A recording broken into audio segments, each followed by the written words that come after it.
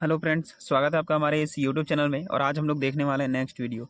जी हाँ, हमारा जो नेक्स्ट वीडियो रहने वाला है, जैसा कि आपको पता है, यहाँ पे सेल चैप्टर से हम लोग यहाँ पे देख रहे थे, जिसका आज हम लोग यहाँ पे थर्ड पार्ट जो है वो यहाँ पे देखने वाले हैं। इससे पहले हम लोग सेल के जो है वो दो पार्ट कर चुके हैं, जिसमें हम लोग एक में हम लोग इजी लेवल और एक में मॉडरेट लेवल यहाँ पे क्वेश्चन जो है वो किए थे। और आज के जो इस क्लास में रहने वाला है वो आपका डिफ़िकल्ट लेवल का हम लोग आज 30+ क्वेश्चन देखेंगे। 30+ वन लाइनर देखेंगे हम लोग यहाँ पे, जो कि आपका कोशिका, जी हाँ, कोशिका सेल चैप्टर से होने वाला है। तो चलिए हम लोग ज़्यादा नहीं बात करते हुए स्टार्ट करेंगे। और अगर इससे पहले के वीडियोज़ अगर आप नहीं देखे हैं तो उनको भी जाके आप ज़रूर देखें। आप चैनल में आपको मिल जाएगा इजी लेवल और मॉडरेट लेवल का, जिसमें हम लोग लगभग अगर बात करें तो यहाँ पे कोशिका से जो है वो हम लोग यहाँ पे 120 या 130+ क्वेश्चन यहाँ पे जो है वो एक चैप्टर से यहाँ पे वन लाइनर जो है वो यहाँ पे डिस्कस किए हैं। तो उनको आप ज़रूर देखें, बहुत ही जल्दी कम समय में आपके रिवीजन के लिए मोस्ट इंपॉर्टेंट हो जाता है रेलवे एग्ज़ाम के लिए। तो आने वाले एएलपी टेक्नीशियन और आरपीएफ के एग्ज़ाम के लिए ये बहुत ही ज़्यादा इंपॉर्टेंट सीरीज़ है, तो इनको आप ज़रूर देखें। चलिए हम लोग स्टार्ट करते हैं और देखते हैं सबसे पहला क्वेश्चन। सबसे पहला क्वेश्चन है, कवक में कोशिका भित्ति मुख्य रूप से किसकी बनी होती है? तो काइटिन की बनी होती है।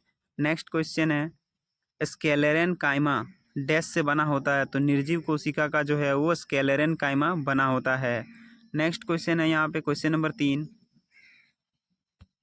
क्वेश्चन नंबर 3 है, नीचे दिए गए कोड का उपयोग करके वर्गीकरण श्रेणियों का सही अवरोही क्रम। जी हाँ दोस्तों, अवरोही क्रम यहाँ पे पूछा गया है। तो सबसे पहले देख सकते हैं यहाँ पे ए में दिया हुआ है वंश, बी में संघ, सी में कक्षा और प्रजाति, फिर परिवार। अवरोही दोस्तों असेंडिंग होता है, तो असेंडिंग ऑर्डर में आपको यहाँ पे बताना है। तो देख सकते हैं सबसे पहले हमारा आ जाएगा यहाँ पे कक्षा, उसके बाद आ जाएगा संघ, फिर आ जाएगा आपका यहाँ पे परिवार, फिर आ जाएगा यहाँ पे आपका वंश, और उसके बाद आपका लास्ट में प्रजाति यहाँ पे आ जाएगा। नेक्स्ट क्वेश्चन है क्वेश्चन नंबर 4। तो वायरस को जीवित और निर्जीव चीज़ों को वायरस को जीवित और निर्जीव चीज़ों के मध्य सीमांत के रूप में रखा जाता है, क्योंकि वे डैश होते हैं? तो केवल मेजबान के शरीर के अंदर रह रहे हैं इसीलिए। नेक्स्ट क्वेश्चन है, प्रथम स्तनपायी क्लोन भेड़ का नाम क्या था? तो डॉली जो है वो प्रथम स्तनपायी क्लोन का नाम था, जो कि भेड़ था। नेक्स्ट है क्वेश्चन नंबर 6। क्वेश्चन नंबर 6 है, सबसे छोटा प्रोकैरियोटिक जीव कौन है? तो माइकोप्लाज्मा जो है वो सबसे छोटा प्रोकैरियोटिक जीव है। नेक्स्ट है, अनुवांशिकी का जनक किसे कहा जाता है? तो जी मेंडल को कहा जाता है। नेक्स्ट है, डैश का विकास का सिद्धांत हमें बताता है कि कैसे जीवन सरल से अधिक जटिल रूपों में कैसे विकसित हुआ? तो ये डार्विन जो है वो डार्विन का विकास का सिद्धांत जो है वो ये बताता है। नेक्स्ट है, वह लक्षण जिसे प्राप्त किया जा सकता है लेकिन वंशागत नहीं। तो शरीर का आकार उसको प्राप्त किया जा सकता है लेकिन वंशागत वो नहीं है। नेक्स्ट क्वेश्चन है क्वेश्चन नंबर 10। तो पादप कोशिका को स्फीति पूर्ण बने रहने में कौन मदद करता है? तो राजधानी जो है वो स्फीति पूर्ण बने रहने में पादप कोशिका को मदद करता है। नेक्स्ट है, गुणसूत्र होते हैं। तो गुणसूत्र किस में मतलब गुणसूत्र कैसे होते हैं? तो डीएनए, आरएनए, हिस्टोन और गैर हिस्टोन प्रोटीन के बने होते हैं गुणसूत्र। नेक्स्ट है, कोशिका संरचना को कोशिका का जीवित पदार्थ कहा जाता है। तो जीव द्रव्य इसका सही आंसर हो जाएगा। नेक्स्ट क्वेश्चन है क्वेश्चन नंबर 14। क्वेश्चन नंबर 14 है, क्रोमैटिन का रासायनिक संरचना है? तो डीएनए, हिस्टोन, नॉन हिस्टोन और आरएनए।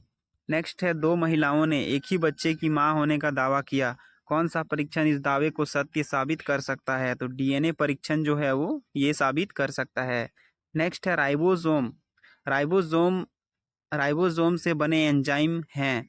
तो राइबो न्यूक्लिक अम्ल जो है वो ही होते हैं। नेक्स्ट है क्वेश्चन नंबर 17। राइबोसोम की संरचना किससे मिलकर बनी है? तो आरएनए और प्रोटीन से मिलकर बनी है। नेक्स्ट है, किसी एक डीएनए में से आरएनए पर आनुवांशिकी जानकारी की प्रतिलिपि बनाने की प्रक्रिया को डैश कहा जाता है? तो अनुलेखन कहा जाता है। नेक्स्ट है, लाइसोसोम निम्नलिखित में से किस कोशिकांग से बनता है? तो गोल्जी कैसे बनता है। नेक्स्ट है, राजधानी का कार्य नहीं करती। तो चलन का कार्य जो है वो राजधानी नहीं करती है। नेक्स्ट है क्वेश्चन नंबर 21। मानव की सबसे लंबी कोशिका का नाम बताइए। तो तंत्रिका कोशिका जो है वो मानव की सबसे लंबी कोशिका हो जाएगी। नेक्स्ट है जावा मानव द्वारा खोजा गया था, तो यूजिन डुबोइंज के द्वारा खोजा गया था। नेक्स्ट है हम विकास के सिद्धांत को किसके साथ जोड़ते हैं, तो चार्ल्स डार्विन के साथ जोड़ते हैं। नेक्स्ट है सहसंयोजित बंधित अणुओं में गलनांक और क्वथनांक बिंदु निम्न होते हैं क्योंकि अंतराआण्विक बल कमजोर होते हैं इसीलिए। नेक्स्ट है क्वेश्चन नंबर 25, तो जिन अंगों की अलग अलग मूल संरचना या अलग अलग मूल डिजाइन होती है लेकिन उनका स्वरूप समान होता है और वे समान कार्य करते हैं उन्हें क्या कहा जाता है, तो अनुरूप अंग उन्हें कहा जाता है। नेक्स्ट है लाइसोसोम को यह भी कहा जाता है, तो आत्मघाती बैग कहा जाता है। नेक्स्ट है कोशिका के भीतर सामान्यतः किस प्रकार की डीएनए पाया जाता है, तो बी डीएनए जो है वो कोशिका के भीतर पाया जाता है।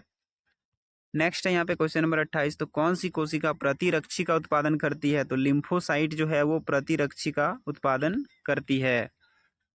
नेक्स्ट है क्वेश्चन नंबर 29, तो डैश कोशिका में लिंग्रित भित्तियां मोटी होती हैं जो उन्हें सशक्त और जलरोधी बनाती हैं, तो दृढ़ोत्तक जो है वो इसका सही आंसर हो जाएगा।